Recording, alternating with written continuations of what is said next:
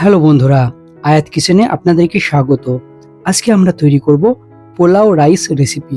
তাহলে চলুন এই রকম ঝরঝরে পোলাও রাইস রেসিপি কিভাবে খুবই সহজ উপায় বাড়িতে তৈরি করে নিতে পারেন দেখে নেওয়া যাক। অবশ্যই ভিডিওটি ফুল দেখবেন। তাহলে সর্বপ্রথম এই রেসিপিটি তৈরি করার জন্য খাস অথবা গোবিন্দভোগ চাল আমি 2 কাপ পরিমাণ নিয়ে নিচ্ছি। এরপরে এগুলিকে বেশ ভালোভাবে ধুয়ে নিতে হবে। চালের মধ্যে অনেকটা কিন্তু ডাস্ট থাকে, ডাস্টটাকে বেশ ভালোভাবে ক্লিন করে নিতে হবে।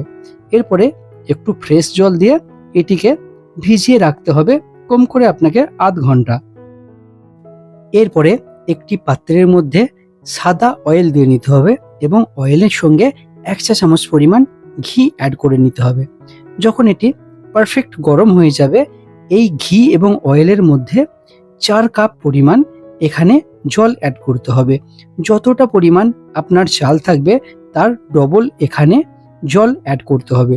তাহলে মাপের এখানে 4 কাপ পরিমাণ জল দিয়ে দেওয়া হলো। এখানে একটা কথা বলে রাখি, অবশ্যই কিন্তু চালটিকে আধ ঘন্টা যাবত আপনারা ভিজিয়ে রাখবেন।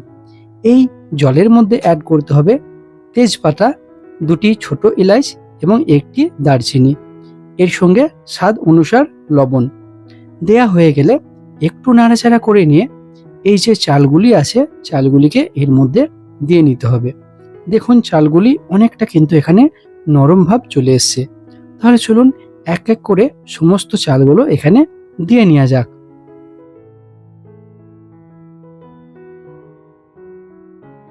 সমস্ত চাল জলের মধ্যে দেয়া হয়ে গেলে এরপর একটু বেশ নাড়াচাড়া করে মিশিয়ে নিতে হবে। এখানে একটা কথা বলে রাখি, এই পোলাও রেসিপি তৈরি করার জন্য আমরা যে জলটি ইউজ করলাম এই সমস্ত জলটাই কিন্তু এই চালের মধ্যে সোক করে নেবে। তাহলে জলের কোয়ান্টিটিটা ঠিক পারফেক্ট রাখতে হবে। তাহলে বন্ধুরা আমরা একটু ওয়েট করে যাব যতক্ষণ না পর্যন্ত এটি বেশ ভালোভাবে ফুটে যাচ্ছে। তাহলে বন্ধুরা আমাদের জল এখানে পারফেক্ট ফুটতে শুরু হয়ে গেছে। এমন তো অবস্থায় গ্যাসটিকে সম্পূর্ণরূপে বন্ধ করে দিতে হবে। তাহলে এই যে জলটি আছে সম্পূর্ণ চালের মধ্যে সোক হয়ে যাবে এবং এই যে চালগুলি আছে পারফেক্ট কুকড হয়ে যাবে, কোনো রকম এর মধ্যে গাঁট থাকবে না। আপনারা দেখতেই পাচ্ছেন আমাদের কিন্তু এখানে রাইসটি মানে ভাতটি পারফেক্ট রেডি হয়ে গেছে। এরপরে এর মধ্যে আমরা অ্যাড করব চিনি। চিনি দিলে এই পোলাও রেসিপিটির স্বাদটি কিন্তু অসাধারণ হবে। তাহলে একটু চিনি দিয়ে নিয়ে এরপরে এটি উল্টে পাল্টে নিয়ে বেশ সুন্দরভাবে মিশিয়ে নিতে হবে।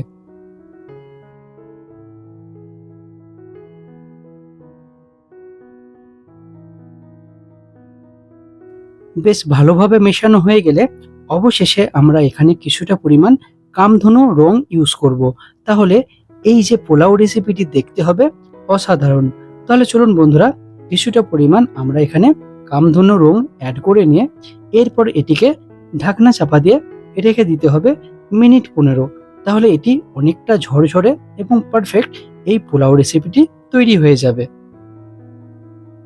তাহলে বন্ধুরা আপনারা দেখতেই পাচ্ছেন আমাদের পোলাও রাইস রেসিপি কত সুন্দর তৈরি হয়েছে এবং এই রেসিপিটি স্বাদ হবে অত্যন্ত সুস্বাদু এবং এর মধ্যে একটি মিষ্টি সুগন্ধ আসবে। আপনারা অবশ্যই এই রেসিপিটি বাড়িতে তৈরি করবেন এবং কমেন্ট বক্সে জানাবেন কেমন হয়েছে। আরও নতুন ভিডিও দেখার জন্য আয়াত কিচেন চ্যানেলটিকে সাবস্ক্রাইব করে নেবেন। Bye bye, take care.